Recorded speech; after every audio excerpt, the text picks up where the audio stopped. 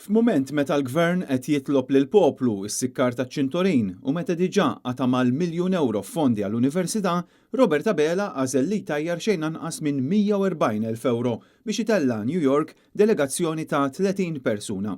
Dan meta żjara kienet waħda primarjament intiża biex hu bħala Prim Ministru jindirizza l-Assembleja Ġenerali tan-Nazzjonijiet Uniti.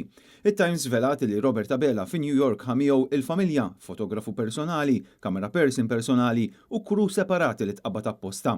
Dan apparti diversi uffiċjali minn Kastilja. Preżenti kif jiġri dejjem f'dawn l-okkażjonijiet hemm il-fotografu ta' DOI u hemm anke l-ġurnalisti tal-PBS. Fl-istess waqt fi New York hemm ukoll preżenti il-Ministru tal-Affarijiet Barranin Ian Borg u d-Deputat Prim Ministru Chris Fern flimkien mat-timijiet li tellgħu mill-Ministeri tagħhom.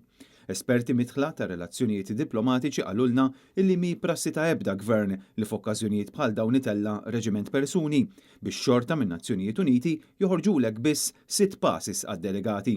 Tant illi skont it-Times il-bqija tan-nies li kien hemm mal-Prim Ministru Abela spiċċaw baqgħu fil-lukanda fejn qegħdin alloġġjati u qatt ma rifsu l-għadba tal-Assembleja. Il-Prim Ministru jirritorna Malta nhar it-tnejn u fost l-ewwel problemi li se jsib ma' wiċċu hemm il-kwistjoni tal-għoli tal-ħajja bil-unions xejn huma kuntenti bil-mod kif qed isiru tħejjiet tal-baġit, speċjalment fl-ambitu taż-żieda fil-prezzijiet, tant illi talbu laqgħa urġenti. Intant, waqt li għaddejjin il-laqat tan-Nazzjonijiet Uniti, Lydia Abela mart il-Prim Ministru attendiet għal avveniment tal-moda li sar fi New York bit-tema tkun l-iżvilupp sostenibbli u ġiet ukoll intervistata mix-Xandir Nazzjonali b'feature apposta l-intwera fuq il-PBS.